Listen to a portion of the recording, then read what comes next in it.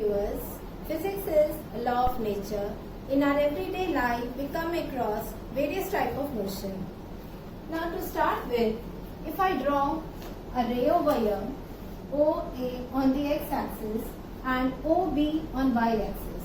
Now, if I take an initial point O and I draw OA ray on the x-axis and OB ray on the y-axis. Now children, you can pause the video and you can also draw this. Now if I take a point P over here and I want the position of this P, then I have to take the intercept OM and the intercept OQ. And if I want to know the position P over here, then this position P will be given by the coordinates X and Y. So, for finding the position P, I need both the coordinates X and Y. So, this is the one dimension or two dimension motion. Because we need X and Y coordinate, this is called two dimension motion. Now coming about this, suppose I am throwing a ball over here. It will go here, it will reach to a maximum height and then it will fall. This path is called a parabolic path and this is called projectile motion. Of course, in detail we will study further. Now you can see I have drawn the different position A, B, C, D, E, F, G, H. You can see at different points, this is the vertical distance and this is the horizontal distance. And if I talk about A and B, you can see very well from the diagram that here horizontal distance is less, vertical distance is more. Here if I take vertical distance is very less, horizontal distance is more.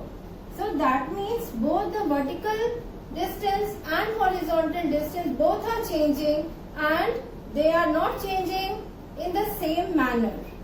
Now if I am taking this example of, this is very common example, if I take a chalk or I tie a stone and I whirl like this. So what happens? Here also X and Y position both are changing. Horizontal and vertical positions are changing. So the particle or the object is one but the positions are two. And to know the magnitude and position of the particle, we study about vector. So today's topic is vectors. And our key points are, first, expression, how we express it, then geometrical representation, how to represent it, conditions for addition, and then the laws of addition of vector. So first of all, how to express the vectors. If A is a vector quantity, first we write the alphabet A and then we put an arrow over here. This represents A represents the magnitude and the arrow represents the direction. In some of the books you will be seeing only the bold letter written over here. But it is more convenient to write in this manner. So this is the way of expressing the vector. Now geometrically expressed as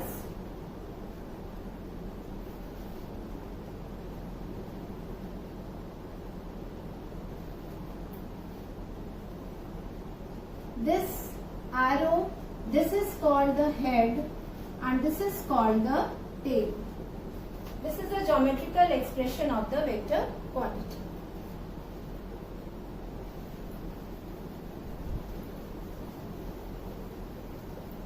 Now I am coming to a very interesting example, children. Everyone is fond of boating.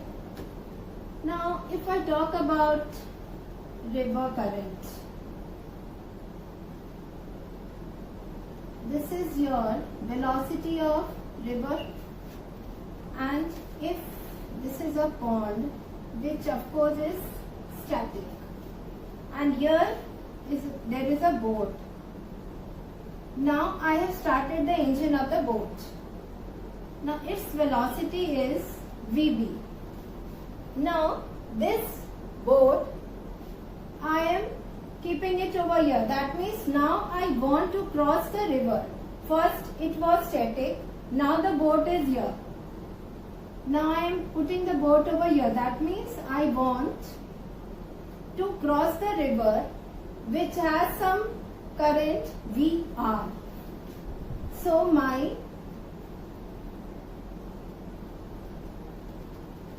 you can see over here, this is the river current and this is your velocity of the boat. The particle or the object is one, that is your engine, and here there are two quantities, one is VB and one is VR. So how to find the resultant? Of course this will be the resultant, but how to find that? So the operation which we require to find the resultant, that is only called the addition of vectors. So here comes the concept of addition of vectors. I hope it is clear. For the addition of vectors, now we will be studying the conditions of addition of vectors. Why addition of vectors are necessary? To find the resultant. So what are the conditions of vector? First condition,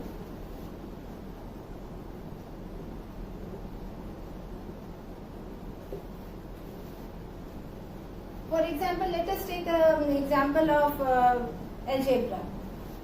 If I am talking about 3x plus 2x, everyone will answer this is 5x. But if I am taking 3x plus 2y, a big question mark will be there in all the faces of my children. That what man is writing. And everyone will write 3x plus 2y and then close in bracket. And then we will do elimination method and all that. So same here also, a vector cannot be added with a scalar quantity.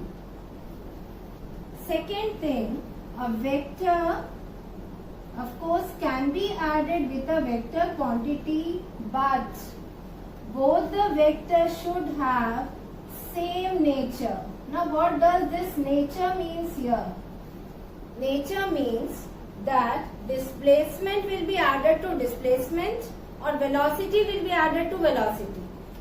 For example, if I say that Joel is going 5 km east and Joel is going 2 km east or 2 kilometers per hour, suppose, then one is I am talking about velocity and one I am talking about displacement. Both cannot be added because both are different quantities. Okay, so both should be of same nature. Third is that object should be one and the operations, that means you have seen in the previous example, the boat object was 1 and the velocities were 2. Same here, if I talk about that, if I say you that Joel is going 2 km east and I say that John is going also 5 km east, can they be added? No, because particle has to be only one on which it has to be added. If I say Joel is going 2 km east and he is going 5 km north, then of course it will be added. So this is another condition, object has to be one. So these are about the conditions of addition of vector. Now talking about laws of addition of vectors.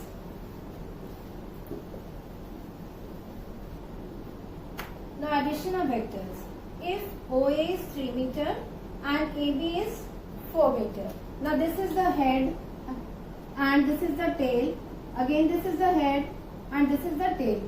You can see they are in order. That means the tail of the second vector is coinciding with the head of the first vector.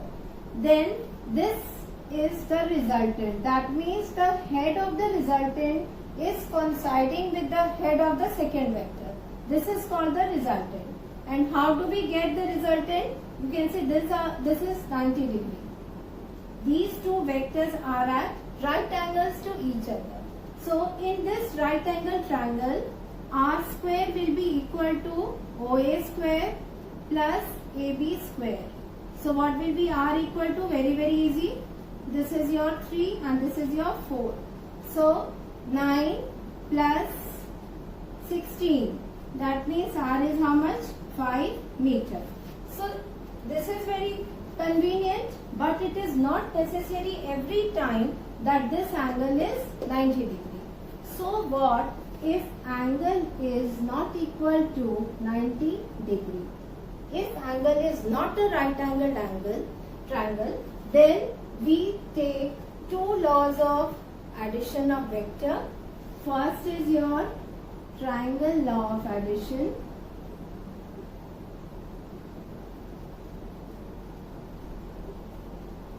And second is your parallelogram law of addition.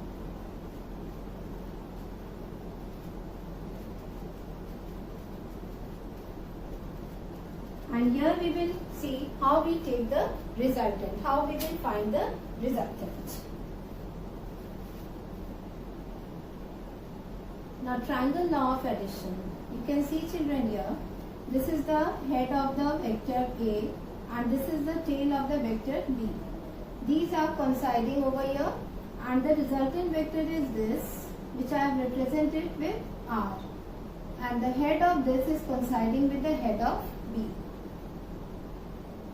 Now, this is angle alpha with the resultant vector R is making with vector A. Now, what I have done, because I want to know the magnitude and direction of R, so I have done some construction over here. I have dropped a perpendicular here while extending this vector A. I have extended this MN and I have dropped a perpendicular over here. This is 90 degree. Fine. Now in triangle, in right angle triangle PNM, what will be cos theta? Cos theta is B by H. So this is base and this is hypotenuse.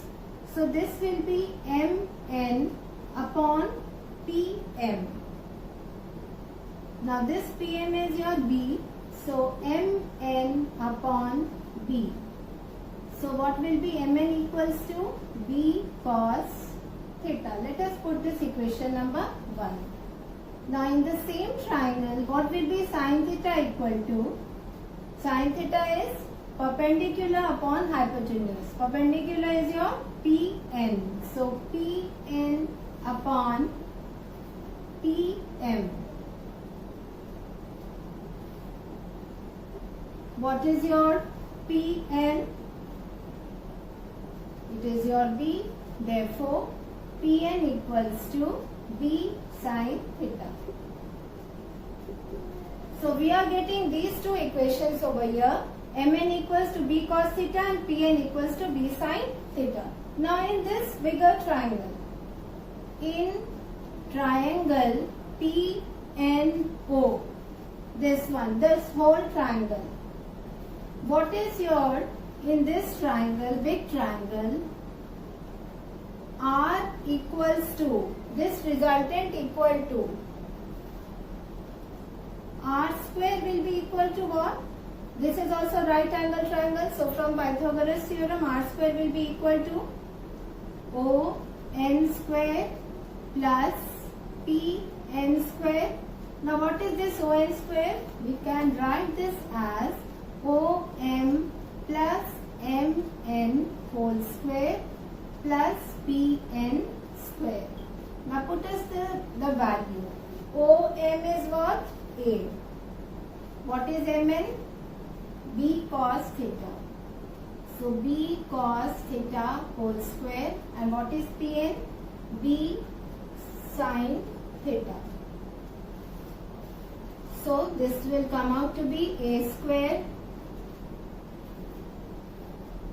plus B square cos square theta plus 2AB cos theta plus B square sin square theta.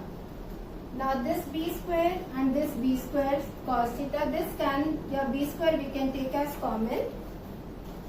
So I am coming over here. A square plus b square, take this as common, sin square theta plus cos square theta plus 2ab cos theta. So from trigonometry we know that sin square theta plus cos square theta equals to 1. So r equals to how much?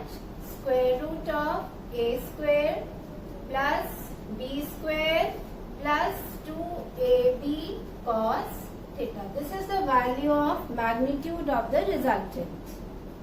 Now if I want the direction, for that tan